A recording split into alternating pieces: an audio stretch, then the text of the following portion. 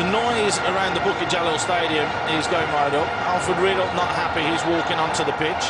The fourth official trying to get him off. There's been a coming together and something happened off the ball here. And Harrison not happy at all. The linesman's seen it, no. Is it the lasers again? No, well, we don't want this. Harrison telling all the players to walk off. That is just not acceptable. All eyes are on Mohammed Muslim. Now, if there's something's happened off the ball here, he could find himself in real bother. All the players coming off the pitch, it is the lasers then, so that's fair. And they're just saying, look, we can't go on with this. And this decision should have been made early in the game. And it should have been dealt with by now. The officials spotted it early doors. So, goodness knows what's going to happen here. Well, you can see there, Ahmad Bustami trying to calm down the Indonesian fans. And you can see there the referee, Toma Masaki, just saying there to the Malaysian players, look, enough's enough, we can't deal with this anymore. And you can see they're just trying to ask the crowd to calm themselves down. And probably now making a mountain out of a molehill, because it should have been dealt with in the first 5 minutes of this match. Absolutely, because that's the reason why Rajagopal can't. And they're just making the announcement now, Sassi, and telling the fans to stop it. Yeah, well, you can see both sets of coaches just trying to talk to each other, saying it can be dangerous. And behind the ball, and they did on that occasion. I tell you what, almost getting caught out there, Malaysia.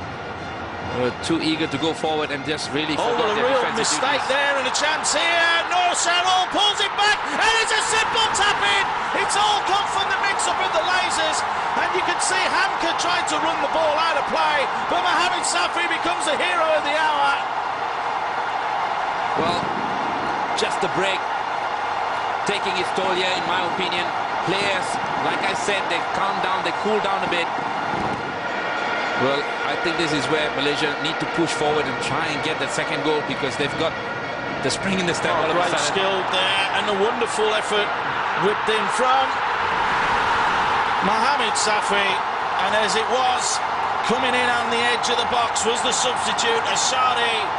Well, Indonesia have gone to pot. There's no question about that.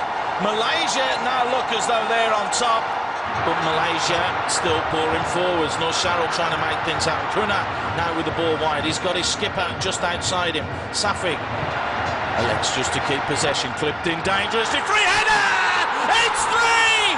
Malaysia have taken a 3-0 lead against... Oh, sorry, Malaysia have taken a 3-0 lead against Indonesia. Safi with the header. Mohamed Safi, unmarked, self-destruct Indonesia, and Malaysia go marching on. This is unbelievable. Hamka, and that's going to be it. There is the full-time whistle, and it's been a real comprehensive display from Malaysia.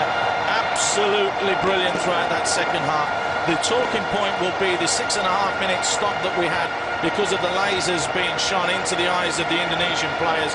But Sassi, overall, fair for you? Yeah, I think so. Malaysia really had a spell there when they went out and they made the difference. A couple of individual brilliant performances, but overall, I think Malaysia really deserved it. Possession conceded, though. Red shirts swarming forward. Zulkifli. Al-Fani gets enough. Now there's a penalty. It's gone against Muslim Ahmad. Handball is the decision from Peter Green.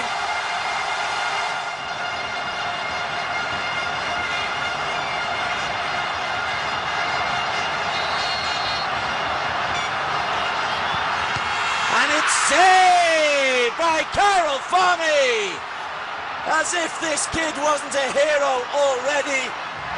Marauding Indonesia, but as the tournament went on, they're probably the side that peaked at the right moment, and they found a winning combination, which is always important going into this. And it's a chance and a half for Safi Salih to finish it. Goal! Cup for Malaysia. What a finish, Safi Salih. 1-0 on the night, 4-0 on aggregate. Get that trophy pack for Kuala Lumpur. Well, I'll tell you what, you don't need to give a second invitation to Safi. What a through pass in between two defenders. AFC Champions League in one of the qualifiers. Busy little left-sided player. Nice break to Ahmed Bustoni. Still my break. Ahmed Bustoni. Great save. Matsua has pulled one back for Indonesia. The fullback gives them a little bit of respect.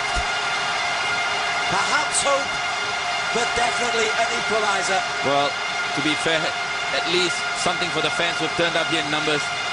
Something for them to cheer.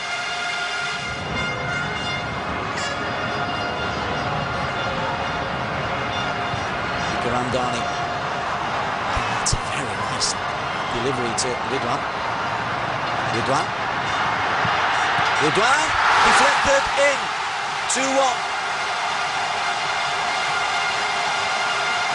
So there is pride restored for Indonesia. Mohamed Ridwan has given their team the lead on the night, but the trophy is still going to Malaysia. Yeah, absolutely. I think whereas Malaysia, they found the fighting unit. They found a few positions that were exposed in the early on in the competition. Raja Gopal went on and changed things around, and that's the reason why they are the ASEAN champions. Malaysia are the champions of Southeast Asia. Beaten 2-1 on this famous night for Malaysia, but 4-2 aggregate winners. What a night, what a triumph for K. Raja Gopal. What a night for Malaysian football.